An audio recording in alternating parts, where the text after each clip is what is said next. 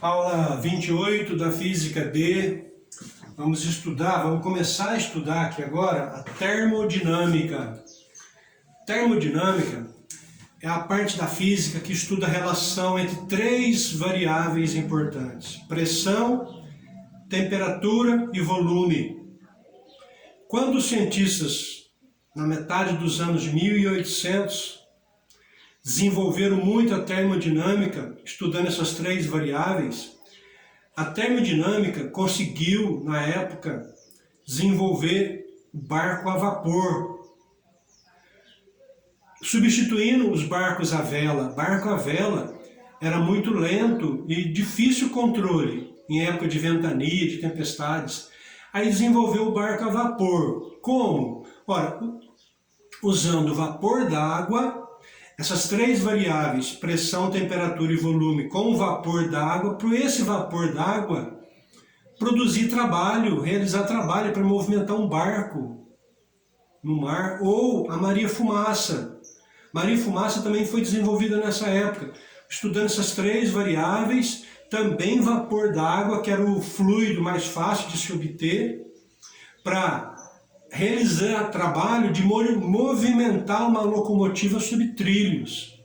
Ou seja, foi a primeira ideia de automação, de motores funcionando para substituir mão de obra nas indústrias, aqueles teares automáticos motorizados usando vapor d'água, um fluido para realizar uma tarefa, um trabalho. A termodinâmica que estuda isso.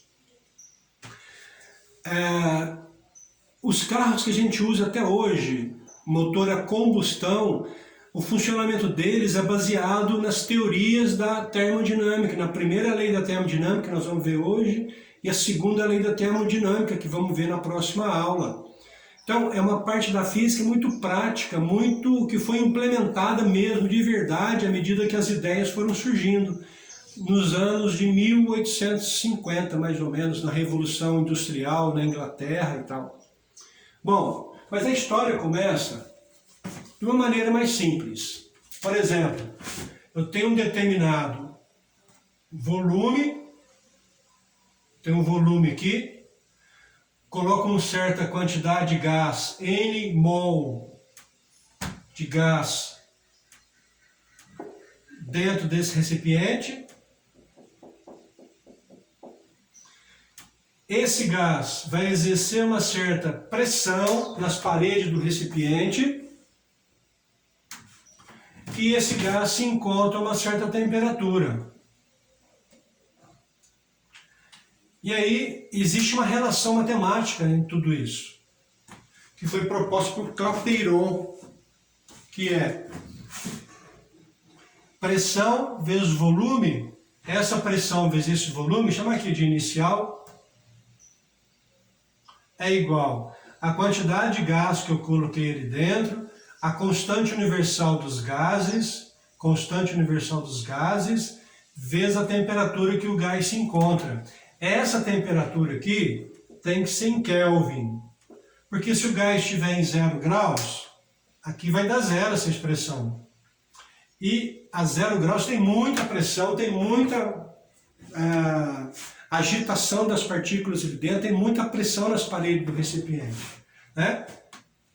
Essa pressão aqui, ó. Então, olha as três variáveis aqui, ó. Pressão, volume e temperatura, porque N é a quantidade de gás que eu coloquei ali dentro. R é a constante universal dos gases. Depois eu coloco alguns valores aí para essa constante aqui. E lembrando que essa temperatura aqui tem que ser em Kelvin, porque o gás tem que estar vibrando. E no 0 Kelvin não tem vibração. E no 0 Celsius tem vibração. Então tem que ser no 0 Kelvin. Não pode ser, tem que ser o 0 Kelvin, não. Tem que ser a unidade Kelvin. Porque no 0 Celsius tem muita vibração, o gás aqui dentro vai exercer muita pressão sobre esse recipiente aqui. Então essa temperatura aqui tem que ser dada em Kelvin. Aí eu pego esse recipiente aqui, aliás, eu pego o gás que está ali dentro, eu mantenho a mesma quantidade de gás, eu não vou trocar a quantidade de gás. Só vou trocar o gás, colocar ele num outro volume, chamado de volume 1. Ora, logicamente, esse gás vai colidir com a parede do recipiente, vai exercer uma certa pressão sobre o recipiente, diferente dessa pressão aqui. E a temperatura dele também vai ficar diferente. Mas uma coisa vai prevalecer, a expressão de Clapeyron para essa situação aqui. Então vai ficar pressão nessa situação nova, vezes o volume aqui, vai ser igual à quantidade de gás, a constante universal vezes a nova temperatura. Que é por você nunca ralei tanto, né? Por você nunca rezei tanto. E se eu mudar uma terceira vez para um volume bem menor, o volume 2 bem menor, a pressão 2 vai ser diferente, a temperatura 2 também vai ser diferente, mas essa relação entre essas grandezas continua igual. Pressão 2 vezes volume 2 é igual, e eu vou manter a quantidade de mol, não vou trocar a quantidade de mol. R temperatura 2. Ora, esse NR, número de mol vezes a constante universal dos gases, não é a mesma aqui? Não é a mesma aqui? Então, quanto vale N vezes R? Vou passar a temperatura inicial para cá, ó, dividindo.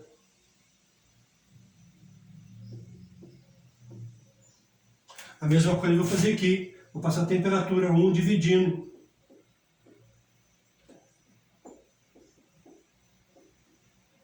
A mesma coisa aqui. Temperatura 2 eu vou passar dividindo.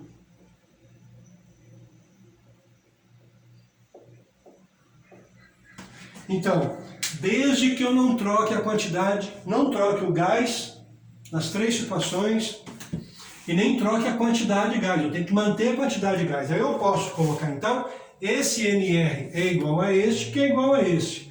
Então, essa expressão, pressão vezes volume por temperatura, numa primeira situação, vai ser igual PVT.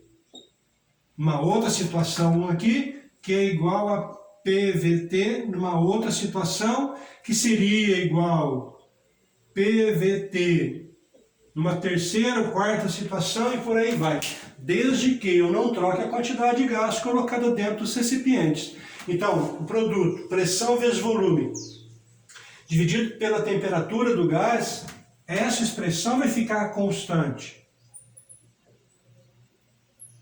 Desde que a quantidade de mol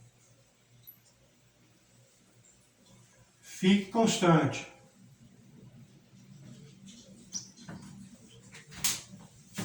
Bem, e como é que eu vou usar um gás preso dentro de um recipiente para realizar um trabalho? Que trabalho seria este? Movimentar um barco, ou movimentar a locomotiva sobre trilhos. Como é que eu posso fazer isso? Essa foi a ideia desenvolvida pelos cientistas, principalmente os britânicos, no início dos anos 1800. A ideia deles foi o seguinte: se eu tenho aqui um recipiente com 3 paredes fixas, uma quarta parede eu vou colocar ela móvel e um êmbolo na ponta dessa parede, um êmbolo aqui, ó. Então, eu vou colocar aqui dentro N mol de gás. O que eles usaram na época era o vapor d'água, que era mais fácil de se obter, né? Coloquei aqui dentro N mol de um determinado gás. E um êmbolo colocado dentro desse recipiente.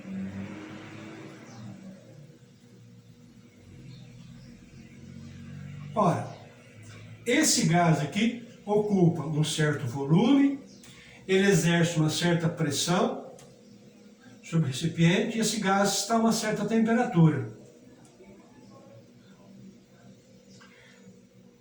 A ideia é o seguinte: esse gás está a uma certa temperatura. Esse gás está vibrando? Geralmente está. Qual é a temperatura que ele não vibra? 0 Kelvin, no zero absoluto, de menos 273 graus Celsius. Essa é a temperatura que o gás não está vibrando, que não tem energia de vibração. Então dá para calcular a energia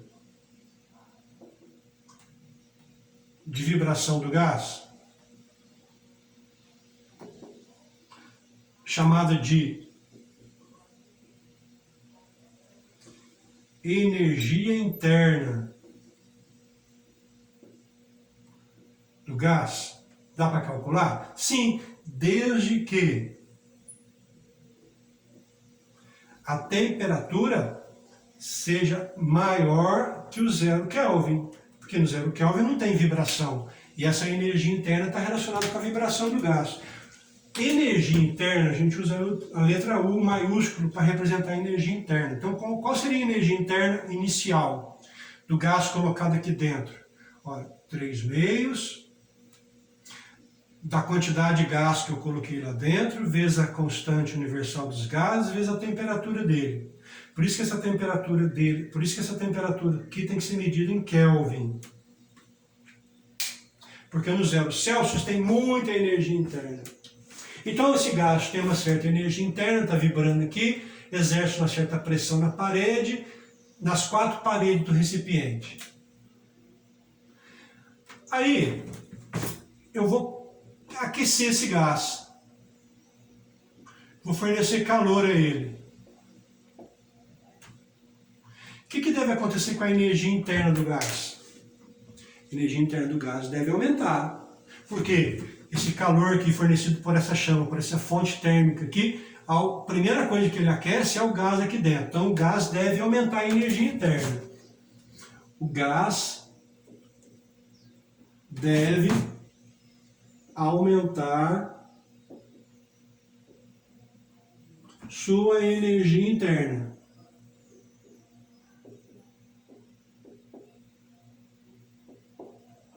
Ora, qual vai ser a energia interna final? Ora, vai ser 3 meios de N vezes R e a temperatura que o gás for, temperatura final. Com essa temperatura final aqui, está percebendo aqui que a energia interna só depende da temperatura? Porque a quantidade de gás e o R, a constante universal, são constantes. Então só depende da temperatura. Aumentou a temperatura, aumenta a vibração. Diminuiu a temperatura, diminui a vibração. Diretamente proporcional. Bom, e aí, o que acontece quando o gás recebe esse calor e aumenta a vibração? Ora, deve aumentar a pressão sobre a parede do recipiente. Aumento da pressão interna. Né? Começa a vibrar mais, começa a procurar um espaço maior, começa a colidir com a parede do recipiente, aumentando a pressão interna. Essas paredes aqui são rígidas, fixas, não são variáveis, mas tem essa parede aqui, que é um êmbolo. Então, quando aumentar a pressão aqui dentro, porque recebeu o calor, aumenta a pressão sobre essa parede aqui, principalmente aqui. Aqui vai dar uma mudança. A pressão acontece nas paredes internas? Também. Só que essas paredes aqui, eu estou considerando elas rígidas, de um material fixo, rígido. Não vai ter alteração nenhuma. Mas aqui essa parede pode subir, porque esse aqui é um êmbolo, é móvel. Ora, então esse aqui pode subir? Esse êmbolo pode subir? Pode. Então se eu colocar aqui, por exemplo, um embrulho aqui, colocado no primeiro andar, quando eu causar o aquecimento, que aumentar a pressão aqui, esse êmbolo não pode subir e trazer esse embrulho aqui para o segundo andar? Eu não estou realizando um trabalho?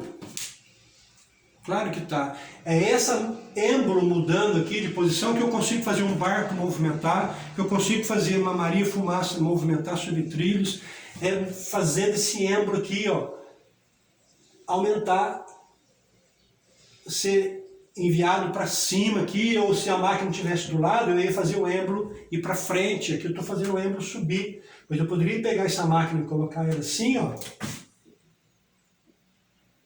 Sim. Eu ia fazer esse êmbolo ir para frente. Esse ir para frente eu poderia colocar rodas naquele êmbolo ali para fazer uma Maria Fumaça, andar sobre trilhos, realizando trabalho. Então, com o aumento da pressão, com o aumento da pressão interna, esse êmbolo sobe. O êmbolo sobe e posso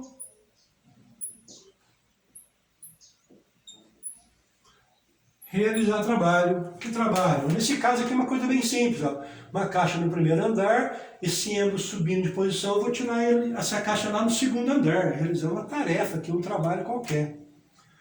Bom, essa pressão aqui tem a ver com força por área? Claro, né? Aparece uma força na área embaixo aqui, desse êmbolo, pode ser circular aqui, pode ser quadrado. Essa força aqui, aplicada nessa área do êmbolo aqui embaixo, é uma pressão que está aparecendo aqui, além dessa pressão aqui, que era uma pressão inicial, só por causa do gás colocado aqui dentro, essa pressão apareceu por causa desse calor aqui. E eu realizei um trabalho. Como é que se calcula o trabalho? Como é que se calcula o trabalho na física? Não é força vezes distância? O que seria essa distância? Olha, a distância é o tanto que o êmbolo subiu aqui, ó. A força é essa mesma força aqui, e D é essa distância que o êmbolo subiu aqui, ó.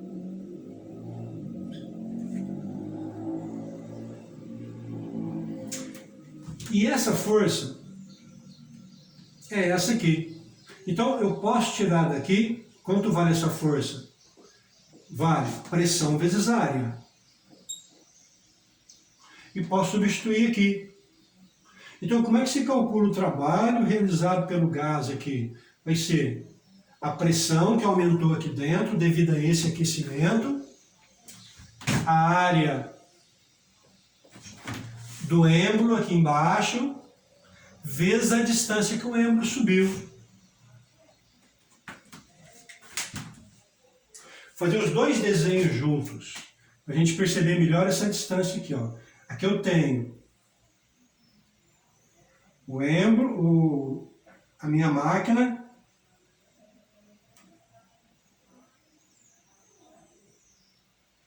e aqui o êmbolo. Aqui uma caixinha. Essa caixinha está no primeiro andar. Essa caixinha aqui, ó, na cabeça do êmbolo. E aí coloquei um certo gás aqui dentro. Esse gás aqui tem uma certa quantidade de mol, ocupa um certo volume, exerce uma certa pressão, tem uma certa temperatura. Aí eu vou aquecer esse gás, vou fornecer calor a ele. Ao fornecer calor, o que acontece?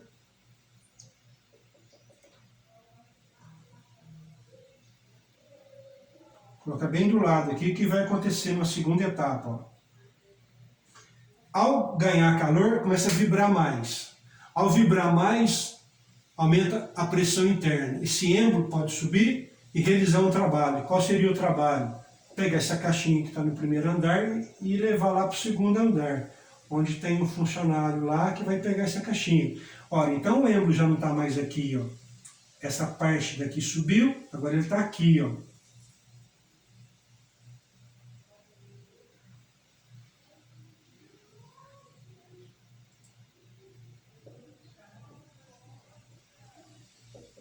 O gás vai ocupar esse espaço aqui agora. Olha, então, como é que você calcula o trabalho realizado pelo gás? Porque teve realização do trabalho, apareceu uma força embaixo do êmbolo, essa força aplicada na área embaixo do êmbolo, faz esse êmbolo subir e ter um deslocamento D. Que deslocamento é este? Olha, é o tanto que o êmbolo subiu. Subiu essa distância D, subiu essa distância D aqui, ó. Ou pegar a parte de cima, essa distância D aqui, ó, tudo a mesma distância. Ó. A parte de baixo do êmbolo com a parte de baixo do êmbolo, subiu a mesma distância D. Então, como é que se calcula o trabalho realizado pelo gás? A pressão interna aqui dentro, vezes a área embaixo do êmbolo, vezes essa distância. Mas a área vezes distância não é volume?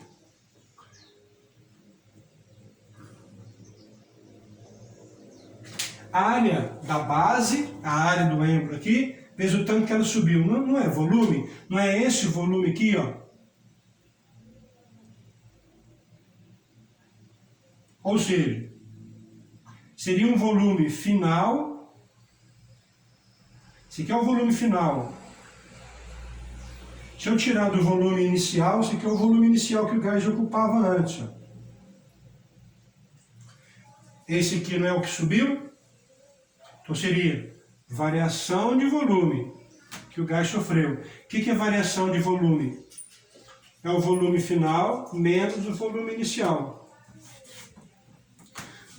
Por exemplo, o volume inicial aqui era de 500 centímetros cúbicos. E aí, de repente, quando eu aqueci, o volume virou 800 centímetros cúbicos. De quanto foi o aumento causado por esse aquecimento? Foi de 300 centímetros cúbicos. Esse é o volume que eu vou usar ali. Então, como é que se calcula o trabalho realizado pelo gás? A pressão aqui dentro vezes a variação de volume. Então nós temos assim, ó, fornecemos, não, olha a sequência que aconteceu, os fenômenos aqui. O gás recebe calor. Como é que a gente representa calor? Aqui, o gás recebeu calor. Aqui, ó. O que aconteceu logo em seguida? O gás aumenta energia interna.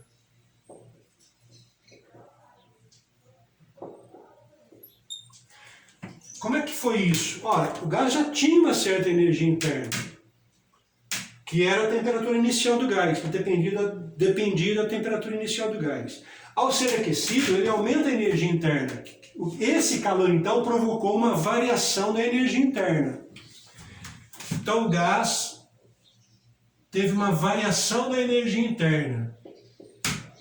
Por exemplo, possuía 100 joules de energia interna. De repente, virou 500 joules. O calor que ele recebeu foi responsável pelos 400 de diferença da inicial que ele já possuía e da final. É essa diferença aqui que foi a responsável quando o gás recebeu esse calor aqui. E, além disso, foi possível realizar trabalho. O gás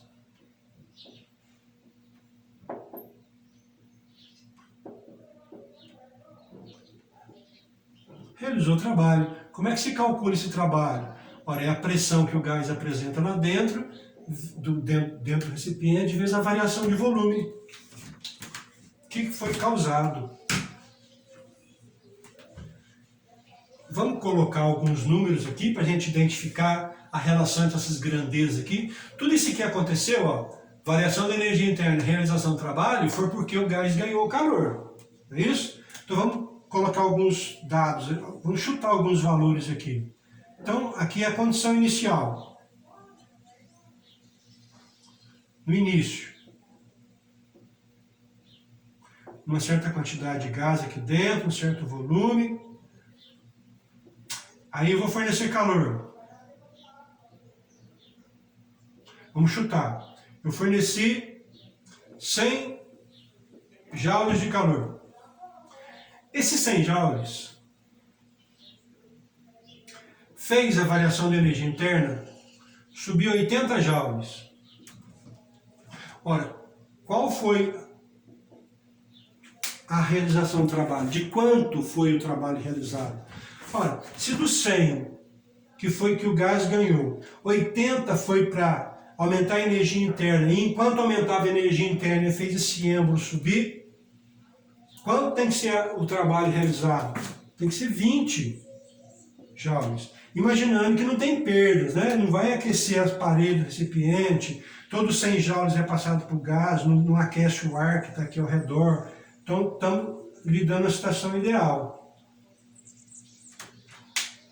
Então, por que o gás aumentou a energia interna? Porque ganhou calor. Por que realizou o trabalho? Porque ganhou calor. Então, parte do gás faz a energia interna do gás aumentar, e enquanto está aumentando, aparece essa força que vai fazer o êmbolo subir aqui. Cadê? Já apareceu aqui.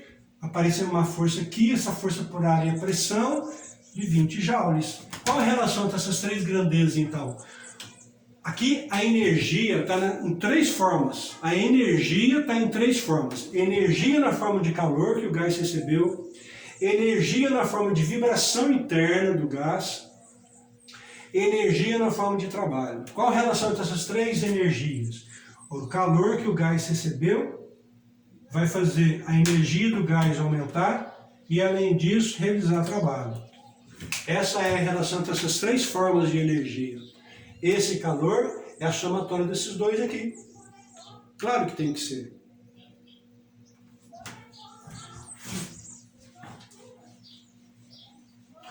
Foi com essa ideia, então, que os cientistas fizeram as primeiras máquinas usando um fluido, que era o vapor da água. Então, aquece-se a água, gera-se vapor, esse vapor impulsiona, faz um êmbolo ir para frente, esse êmbolo ir para frente leva uma roda, leva uma pá no caso dos navios, para fazer com que uma pá fique girando como se fosse um remo.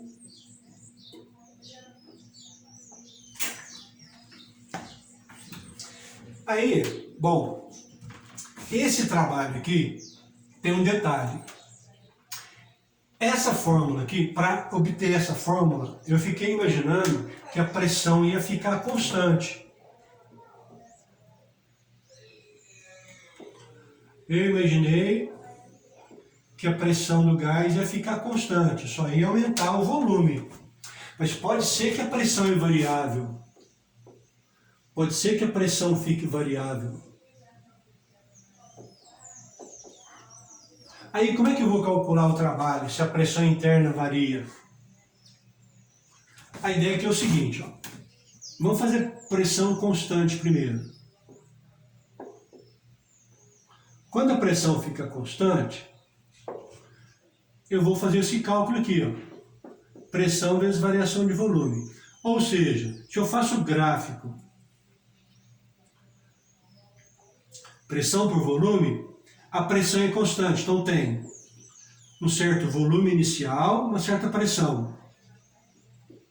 Sem mudar a pressão, eu consigo aumentar o volume do recipiente. Então o gráfico é uma reta horizontal.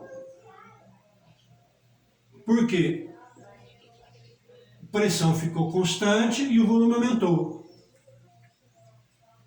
Quando eu faço esse produto aqui, o que é variação de volume? É o volume final menos o inicial. Quando eu multiplico pela pressão, não é essa área aqui que eu estou calculando? O que é variação de volume? Variação de volume é o volume final menos o volume inicial. O que é volume final? É esse tamanho aqui, ó. O que é volume inicial? Esse aqui. Quando eu faço subtração, não estou pegando essa distância aqui? Por exemplo, volume inicial é de 2 metros cúbicos. Aí quando eu aqueço, o volume vai para 5 metros cúbicos. Qual é a variação de volume causada pelo aquecimento do gás? 3. Aqui mede 3. Aqui é 2, aqui é o número, aqui é 0, aqui é 2, aqui é 5. A variação é de 3. Então é esse tamanho aqui que eu pego. Vezes a pressão é essa área que está aqui. Então para a pressão constante, eu estou calculando essa área. E quando a pressão for variável? A pressão dentro do recipiente não fica constante.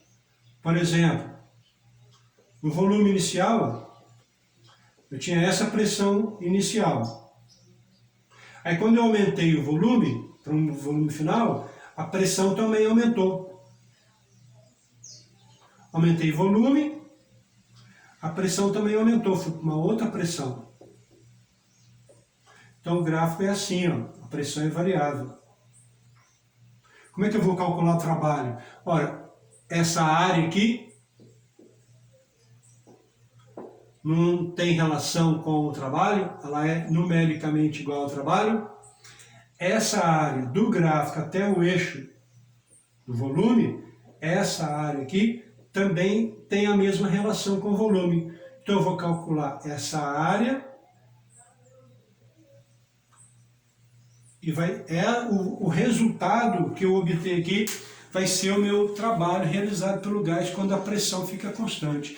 A única forma que nós temos para calcular trabalho quando a pressão é variável é pela área entre pressão e volume do gráfico até o eixo X. Essa área total aqui, ela é numericamente igual. Por que numericamente? Por que eu tenho que considerar só o número? Porque as unidades são bem diferentes, né?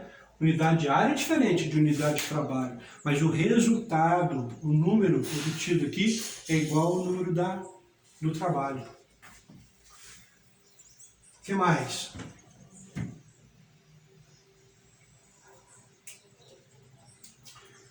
Bom, dentro da termodinâmica, nós vamos ver tem uma representação de sinais aqui que é muito importante. Tem uma simbologia, uma representatividade de sinal que é muito importante. Então, tipo assim, ó, estudo dos sinais.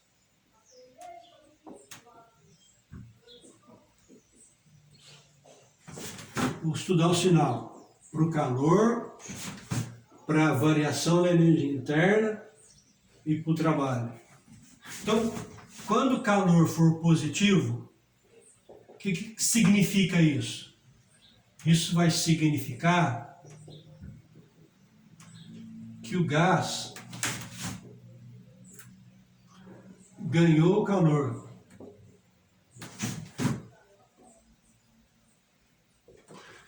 Por quê? Porque quando a gente usa aquela expressão, calor é igual variação da energia interna mais trabalho, aí você substitui o valor da energia interna aqui, substitui o valor do trabalho aqui, você vai achar, por exemplo, como calor, menos 30 joules, por exemplo. Substitui a variação da energia interna mais o trabalho, coloca os dois valores aqui, você vai achar, por exemplo, calor é menos 30. Você tem que saber interpretar o menos, por isso que nós vamos fazer um estudo de sinais aqui. Olha, se fosse positivo, quando o calor é positivo, eu sei que o gás está ganhando calor. Se de repente esse calor aí ficou negativo, o que vai significar isso? Significa que o gás perdeu ou cedeu calor. Perder é a mesma coisa que ceder. Variação da energia interna. Quando ela é positiva, o que significa? Significa que a energia interna do gás aumentou. O que eu posso garantir da temperatura? Ora, temperatura, energia interna não é 3 meios de nRT? Se aqui é constante, se aqui é constante, então se houve um aumento da energia interna, o que eu posso garantir da temperatura? A temperatura também aumentou. A temperatura também aumentou. Quando eu penso em energia interna, eu tenho que pensar só na temperatura. Eu esqueço pressão e volume. Penso na temperatura. Alguém pergunta, o que aconteceu com a energia interna? Você olha a temperatura. Aumentou a temperatura? Energia interna aumenta. Diminuiu a temperatura? Energia interna diminui. E pode acontecer do ΔU, da variação da energia interna, ser negativa? Sim. O que significa? Significar que a energia interna do gás diminuiu.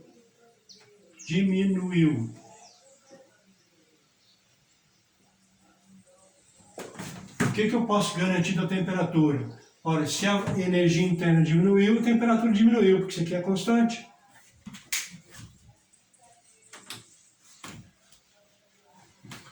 Trabalho.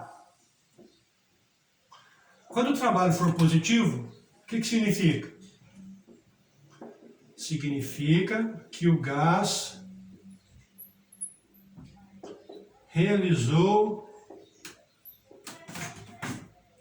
trabalho. Que foi aquela situação que nós falamos até agora.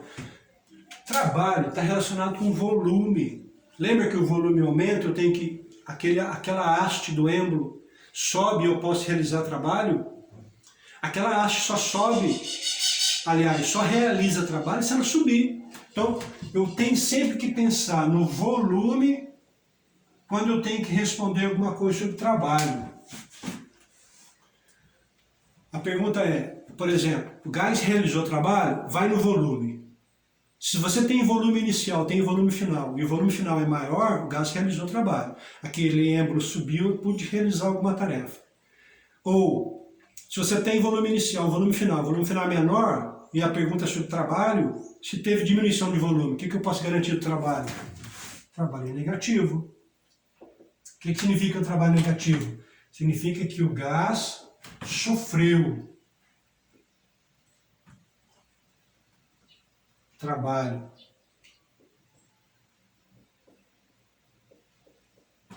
Sofreu ou recebeu trabalho. O que eu posso garantir do volume? O volume tem que diminuir. Como assim? Mas sabe aquele êmbolo que sobe quando você aquece o gás? E se alguém for lá e apertar aquele êmbolo para baixo? Não está diminuindo o trabalho? O gás que não está recebendo o trabalho agora, porque alguém está diminuindo o volume? O que acontece se o volume for constante?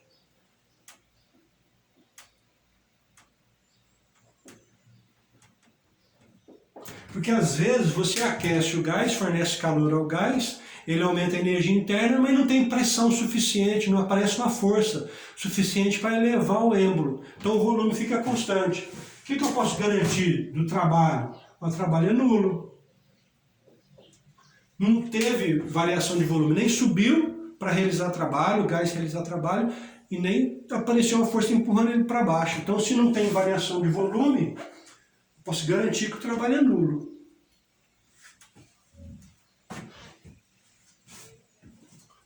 Então, ó, variação da energia interna depende exclusivamente de temperatura.